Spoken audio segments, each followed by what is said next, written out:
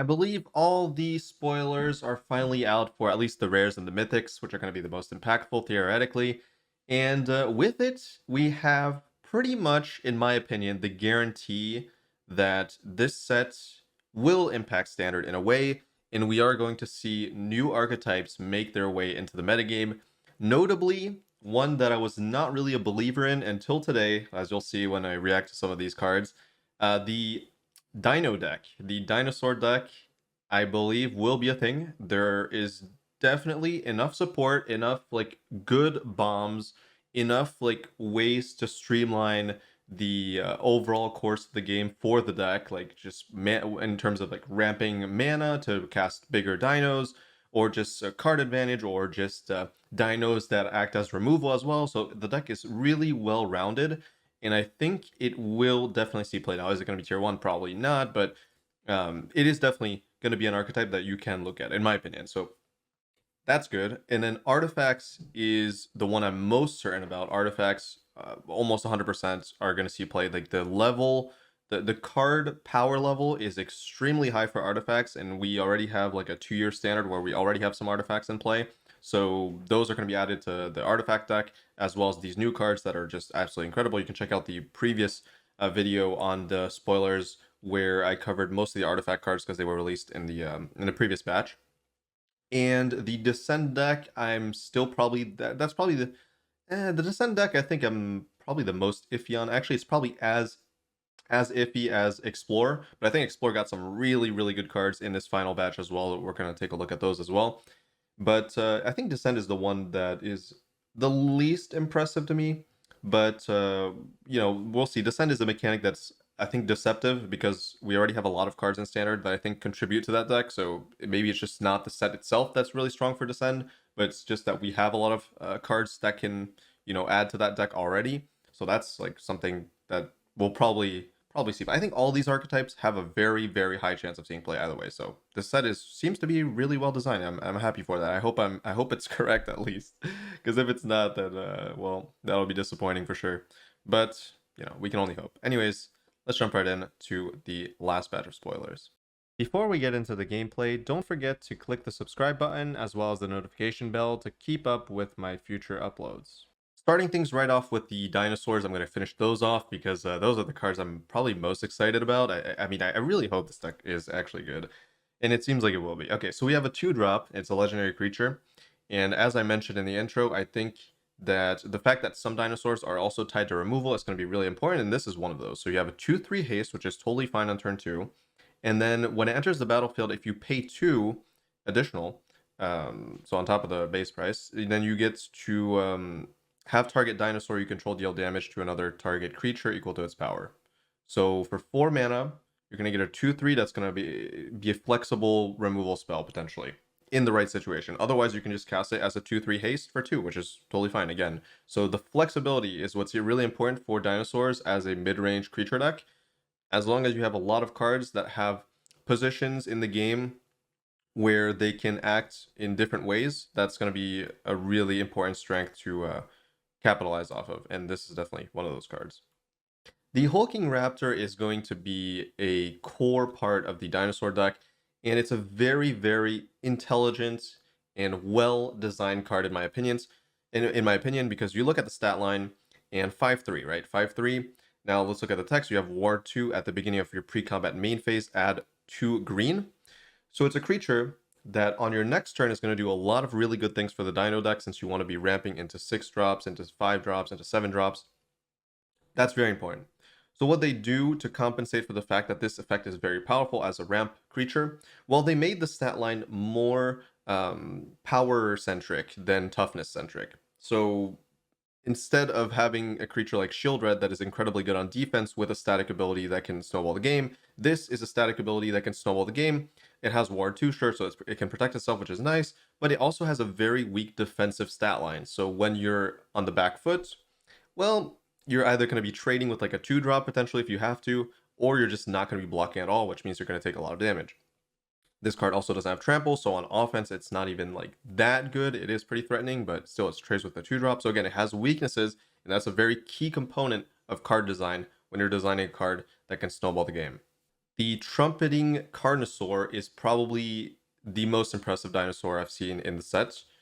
This is pretty much where you're going to get most of your money if you're playing dinos. It's going to be in this 6 mana, 7/6 trample card. Enters the battlefield, discover 5. Now, discover 5 is you exile cards off the top of your library until you find a non-land card that costs 5 or less, and you get to cast that spell for free. So, this is card advantage. And if you high roll, you can get a really big dinosaur off of this, like potentially a 5 mana dino. And the most important part of this card is the 3 mana discard trumpeting Carnosaur. So you discard this card from your hand. It could be an instant speed, and it deals 3 damage to target creature or planeswalker. And this is ridiculously good on top of the really, really solid creature. You have a flexible removal spell at instant speed that can also target planeswalkers. That is also an incredible threat that also synergizes with the 4-drop we just saw, going from from 4 mana up to 6 directly without having to draw a land, potentially playing this out on turn 5, and then getting another dinosaur past that point.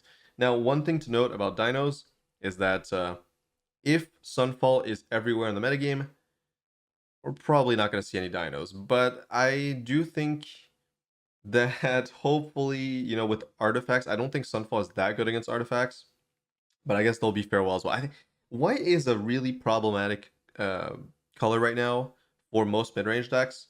I do think this deck, that's why I don't think this deck will be tier 1 by any stretch, but I do think it'll be solid into anything that doesn't have Sunfall, which I think should be most of the metagame, in my opinion, hopefully. Like maybe at most 1/4 of the metagame will be playing Sunfall, which I think still makes this deck pretty playable. And there might be opportunities to actually play around Sunfall in this deck. I still have to like map out the deck. We'll see in like early access. I'll just see what I can cook up.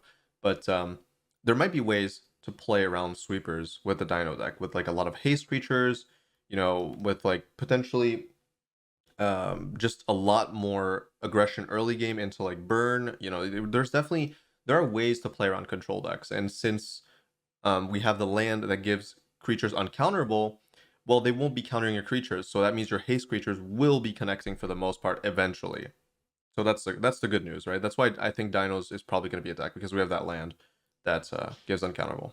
Another really, really important card for the Dino deck, again, like we saw a lot of cards that tie the deck together, and this is one of those cards. The deck really needs an efficient removal spell that is above the curve in terms of average damage slash well, it's not a destroy effect, but here damage. So you have a 1 mana deal 2 to a target creature, which is fine, and it also scales up because you can also deal the amount of damage equal to the greatest power you control among dinosaurs you control. So this can deal 3, 4, 5, 6, 7 damage for 1 mana depending on what you control. And that is incredibly good when we're talking about a mid-range deck that's going to want to use most of its mana on a big creature. Having that 1 mana flexible removal spell really ties things together, in my opinion, and this is a fantastic spell to have in that deck, and I'm really happy that a card like this exists, because it seems like it's necessary to push dinos into the right direction. Sentinel of the Nameless City is part of the Explore deck for sure. This card is absolutely fantastic as a only 1 green in the cost, by the way. So you can flex this in a lot of decks if you're doing like multicolor Explorer. But it's a 3 mana 3/4 with Vigilance, which is already good. And when it enters the battlefield, it creates a map token. And when it attacks as well, it creates a map token. So that means you have a 3 mana card that creates a map token. So that means most likely if you play this on turn 3, next turn you can activate the map token, potentially transform this into a 4/5 with Vigilance, which is absolutely ridiculous. Attacking out the next turn, which is just crazy. Or you're drawing a land, and since the map token you can only activate as a sorcery, you'll be able to figure out if you can attack or not. Like if you get the land, obviously you probably won't be able to attack with the 3/4, but that's totally fine because you drew that land, right? And then ideally you do want the +1/+1, and the key thing here is that there isn't the 1 mana enchantment that allows you to scry before you explore, allowing you to potentially to like kind of set up a +1/+1 counter guaranteed on your next turn, allowing this to attack as a 4/5, which is probably always going to be able to attack, right? Positively. And then you make another map token, which is fantastic, right? And then this is just going to be a recurring threat for your Explore deck, allowing you to explore consistently and allowing your other explore synergy cards to really gain a ton of value and potentially scale up themselves. So this card is really, really good. Now the flanker is another really solid white 3-drop. We have a lot of the 3-drop slot is kind of crazy in every deck, so it's kind of unfortunate because I feel like this card would have been like one of the more like insane cards in the format if we had a smaller format. But you know, it's still really good. So let's take a look. So we have a 3-mana 3/1 with flash. I mean, that's something that we've seen before. We have the 2-mana 3/1 flash that sacrifices to destroy an enchantment or artifact. But this one enters the battlefield and you put a +1/+1 counter on it for each creature that left the battlefield under your control this turn. So we finally have it. We finally have a counter to sweepers in white. So that's really good. White definitely wanted something like this for a while, like a phase out or something along these lines. And this creature will come in after a sweeper and deal an immense amount of damage to your opponent. Very, very high damage, very good finisher. As a flash creature, is extremely difficult to deal with. It's also good proactively because if you play a 2-drop, your opponent plays a 2-drop, you attack, they trade, you can flash this in. Or if you're on defense, they attack, you trade, you flash this in, you have a really good creature for your next attack. So there's a lot of like tricky things that can happen with this card that make it really good, but that's only the first effect. The second effect that you can choose is gain 2 and scry 2, which is really good in a pinch when you're on the back foot against like mono red or something.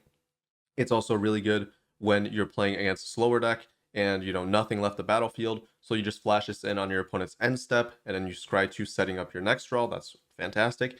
And then obviously the probably the most useful third effect that I could possibly have is exile target player's graveyard, which is something that is very useful in any metagame for the most part. It's always nice to have your card being able to do something with the graveyard as a flexible option, and this is definitely the case for this card. This card is extremely powerful, and we'll probably see play in the sideboard in some form of white aggro deck.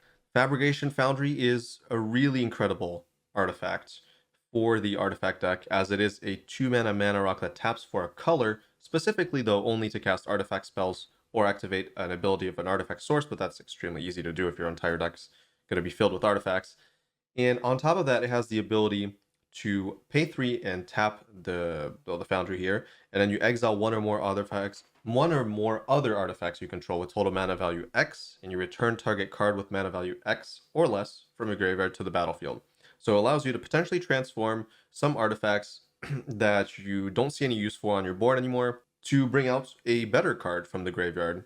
So that's really good as an upside for a mana rock. It gives it some utility in the late game. And keep in mind also, this card gains more value because we have craft, which means that once this is no longer necessary as a mana rock, you can just fuse it with another artifact on your board that has craft and then transform it into something more useful, for example. So this card is just fantastic. Thousand Moon Smithy is like probably one of the most impressive artifacts we've seen so far, and this card will be core to the artifact deck, and it is absolutely broken in my opinion. And this card is crazy amounts of value and very dangerous for for other decks to deal with. So we have a 4-mana artifact, and it enters. It's legendary, by the way, so you can't have multiple on the same time. But you don't really care about this because it's summoning something. So when it enters the battlefield, it makes a white gnome soldier artifact token with this creature's power and toughness are equal to the number of artifacts you control and or creatures you control. So this creature scales off of creatures and artifacts, and it becomes like it already when you play it. For the most part, it's going to be like a 4/4/5/5, which is really good on defense. This creature will be able to block, and if it doesn't block, it's going to eat a removal spell, but that's fine because you still have this artifact in your back pocket to be able to transform it later. And the way you transform it is at the beginning of your pre-combat main phase, you may tap 5 untapped artifacts and or creatures you control. If you do, you transform it. So keep in mind, you can also untap this artifact, so you only need like 4 other things to tap, and then you transform it into a land, which adds white. And whenever you cast an artifact or creature spell using mana produced by this land, you create that gnome token that we mentioned in the front side. So this is an incredibly powerful late game engine that is just going to flood the board with these gnome tokens that have incredible scaling with each other and with the rest of your deck.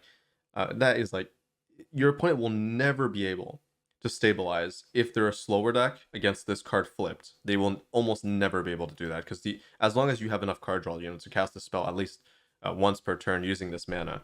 But the amount of incredible tempo, value, like everything is just ridiculous in this card. For 4 mana, it is definitely worth the price. And, you know, it's definitely going to be a core part of the artifact deck. And last but not least, we have a card that's really interesting that seems like it can slot itself into multiple decks, but mostly the Explorer deck. It's going to be a 4 mana 4/4 Merfolk Spirit, which could be relevant. The Spirit part I'm talking about. Merfolk obviously could be relevant as well, but Spirit's interesting because there's counter magic with spirits potentially, but at the beginning of combat on your turn, this creature explores, and you may have it become a copy of another creature you control until end of turn. So this card has an incredibly high upside. The copy is not that relevant, I think, but it can still be pretty relevant if you keep in mind that we just saw the 3/4 Vigilance, that when it attacks, it makes a map token, so it's an extremely good curve out with that card. And the fact that it is a recurring explore effect that is just static, as long as it doesn't die immediately, obviously, but let's just assume it lives potentially, because the rest of your deck should be pretty aggressive, so it should be eating removal as well. Recurring Explore is fantastic when you have that 1 mana enchantment I was talking about in the previous video, and that 2/3 legendary creature that scales off of Explore as well. So you're gaining potentially a lot of snowballing value here from this card that can also copy your bigger spells later in the game. It's just a lot of value in this card. Now, sure, it doesn't have an ETB. If it dies immediately, it doesn't feel great, but the upside of this card is well worth it, in my opinion. It's kind of like in the Shield Red genre, you know, where if the card sticks around, you're gonna be in a pretty bad spot. So, yep, that is gonna do it for the final batch of cards here. Next, what you're gonna be looking forward to probably is the early access, where I'll be, you know, building decks with all these cool cards until we get the official release, I think on November 17th. So look forward to that. If you enjoy my content and would like to help me keep making it, consider supporting me over on Patreon, where you can access to a bunch of bonus videos, as well as other rewards depending on the tiers. And thank you so much to all the lovely patrons that are already subscribed. I appreciate it very much. And I will see you all in the next video.